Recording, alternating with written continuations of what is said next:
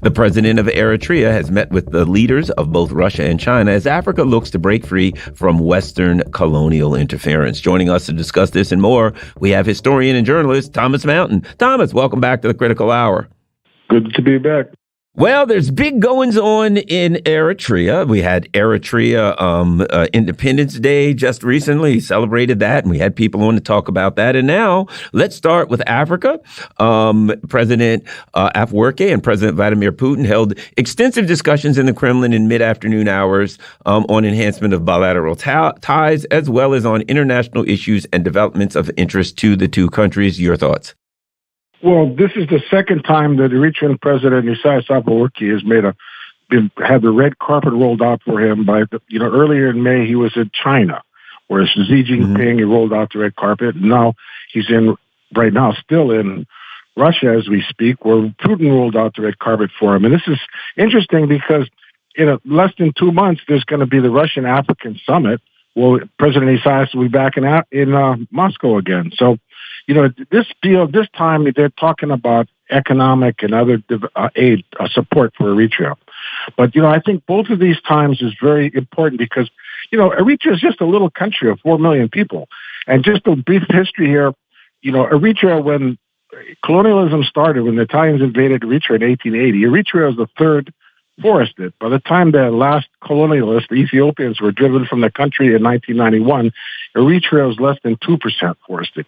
So over 95% of their forests were destroyed in 100 years. So, then this is in a semi-arid country where if they get 25 inches of rain a year, that's a good, good rainfall. So, Eritrea started independence in 91 below zero. And they've had to work their way back. They were invaded by Ethiopia in an attempt to recolonize them in 1998. The war lasted into 2000 when the Eritreans pretty much defeated the TPLF regime's invasion in Ethiopia. And Eritrea gets hit with a back-to-back history-breaking two-year droughts. Not 2003, 2004 never happened before. And this is in a country that's 70% agriculture and rainfall-based. And 2 years of drought. And then again in 2008, 2009, this basically Western industrialization caused, climate disaster, hit Eritrea again, another 2-year drought. So Eritrea's been getting hammered. And then 2009, the U.S. pushes through sanctions against Eritrea to try to block their development. So Eritrea's been battling U.S. imperialism from way back from World War II. And Eritrea's been, has emerged victorious. And I think that U.S. is gnashing their teeth. And the thing is, one of the reasons I think that Xi Jinping and Vladimir Putin are showcasing Eritrea is that Eritrea is the threat of a good example to U.S. imperialism.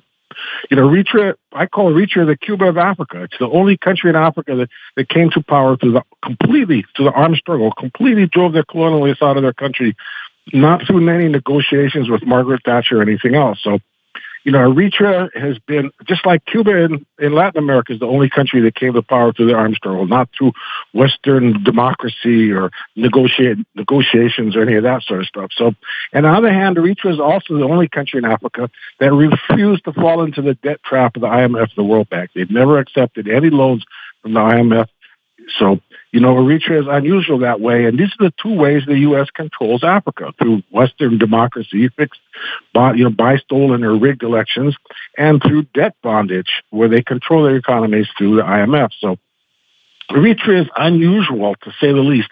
And I think Putin and Xi Jinping are stressing that. They want the rest of Africa to say, look, you guys don't have to be this way. You can climb out of this cesspool of corruption and dependency that you've been stuck in since so-called independence, and follow the example of Eritrea. Stand on your own 2 feet. Be self-reliant, and we'll help you. We'll support you in this. So, I think, Isaias Afwerki made it very clear to Vladimir Putin. He said, look, you're a big power. You've got a responsibility to protect Africa from these Western imperialists to the best of your ability. And, Xi Jinping promised that as well. He's, we'll do our best to help you and to protect you from these people. You got to remember when the sanctions were passed against Eritrea in 2009 by the U.S. through the UN Security Council, Vladimir Putin was not president. Medvedev was president. Xi Jinping was not president. So, they couldn't protect them at the time, Putin and Xi Jinping, just like when Libya was attacked by the NATO. Xi Jinping and Putin were not presidents at the time. So now they said, look, we're going to protect you. We're going to help you develop. At this point, it looks like Eritrea is going to be the preeminent recipient of Chinese support in the next few years. We're talking about billions of dollars in Chinese aid that is, puts Eritrea at the top of the list of those receiving Chinese aid in Africa. And this is just a little country of 4 million people. Additionally, as you said, the president of Eritrea had met with the Chinese leader Xi Jinping, and a couple of things. China broke ground on a copper, zinc, and ore mine in Eritrea last year that says will be a joint project. It's financed other projects, including a 500-kilometer road between Eritrea's Massawa and Assab ports. If you could talk about, certainly it's a small country and it has, some, very valuable natural resources. However, additionally to that, the location that it sits right there on the Red Sea, right next to Djibouti, it seems like the United States is more than anything else eyeing Eritrea because it is, fiercely independent, but also the importance of its strategic location. That's true. Right. Eritrea, the Red Sea, especially the Bab al-Mandeb, the Gate of Tears between the Red Sea and the Indian Ocean, is a strategically critical choke point.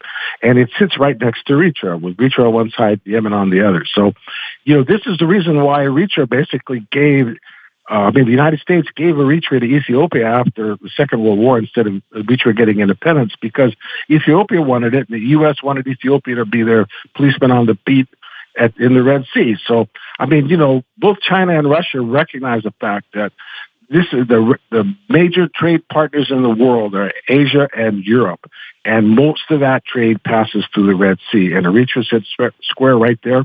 I think you're going to see Russian and Chinese involvement in developing Eritrean ports, as well as support for their military, so that they can defend themselves and defend Chinese and Russian interests in the Red Sea, because the United States historically is they're losing economic clout, so they just have military clout. And the control of the Red Sea is controls the lifeline of the European economy. And so, the United States knows this. So that's one of the reasons why the U.S. is panicking right now. They pretty much lost Ethiopia, though that might be up for grabs. But they know Eritrea's national motto is never kneel down.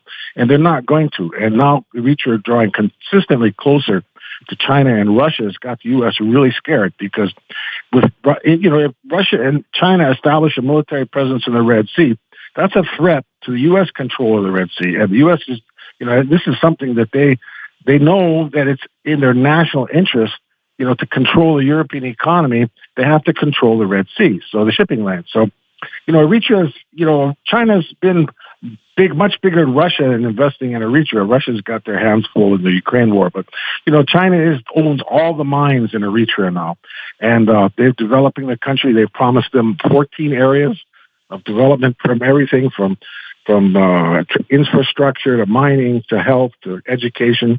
So we expect to see Eritrea really starting to make giant strides. This is something President Isaias Afwerki has been dreaming about since Eritrea got independence 30 years ago.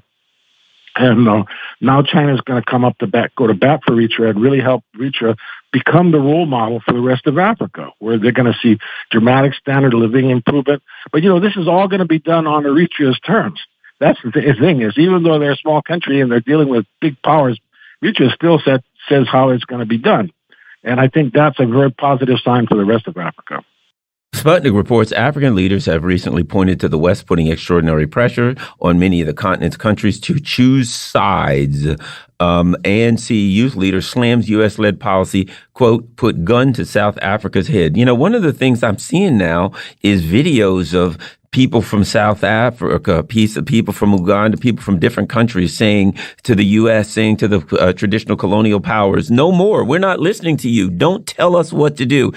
There seems to be a newfound vigor in Africa to push back against the conventional colonial powers. Your thoughts, Thomas? Well, I think it's interesting now, even Kenya, which has long been a puppet of the U.S., under the new President Ruto, it's got Lavrov there, and they're talking about dealing in mutual currencies instead of the U.S. dollars. This new IGAD, this inter-country organization to unite East Africa. And, this is an organization Eritrea basically set up before it was hijacked by the TPLF. So, there's a lot of steps now being taken concretely where there's, you're starting to see some backbone in the African leaders because they know that they've been ripped off by the IMF, by these bankster bloodsuckers that have been just, bleeding them dry, and their people are suffering, and they're never going to get out of this trap unless they start to become self-sufficient and independent. So, the people of Africa have always wanted this, but the leadership has been pretty much, blustered and beat down and controlled by the U.S., but they're starting to see there's an alternative. There's China, there's Russia. They don't have to be a victim of U.S. hegemony. So this has got the U.S. definitely worried. And, we saw CNN, I think it was last week, come out with another nasty article, completely fabricated, bogus slanders against Eritrea, saying, Eritrea is doing this and doing that, crimes in Ethiopia, completely made up. Why? Because the U.S. is panicking. They don't want people to think Eritrea is a role model to emulate, to be independent of U.S. hegemony. They want to make people think that Eritrea is some sort of a brutal dictatorship, which is just not the case. I lived there for 15 years. I saw how people live. This was no dictatorship. The police on the street don't even carry firearms. So, the people of Eritrea are very politically conscious. The most politically conscious people I've ever met are the Eritrean people. And they know that, and their government knows that there's only one road ahead for them, even though life remains hard for the Eritrean people. They've had all these sanctions and all these wars with Ethiopia and all this climate disasters. Eritrea has still managed not just to survive, but to continue expanding and improving their people's lifestyle. So the people know, life is hard. We have water shortages. We have electric shortages. We have housing shortages. The people have to be patient, but there's light at the end of the tunnel. The future looks bright. We only got about a minute left, but Africa intends to become center of emerging multipolar world. Your thoughts on how that on that? Like I said, we only got about a minute and a half. Well, we'll have to see because, there's a war raging in Sudan. There's actually a guerrilla war raging in Mozambique. Kenya is still in pretty desperate economic situation. So, Africa has got a long ways to go, but they've got a role model that Putin and Xi Jinping are supporting in Eritrea. And I think more and more they're going to emulate that, and that's going to lead Africa out of the dark days they've been experiencing. We've been talking with Thomas Mountain. He is a historian and journalist. You're listening to The Critical Hour on Radio Sputnik. I'm your host, Garland Nixon. There's more on the other side. Stay tuned.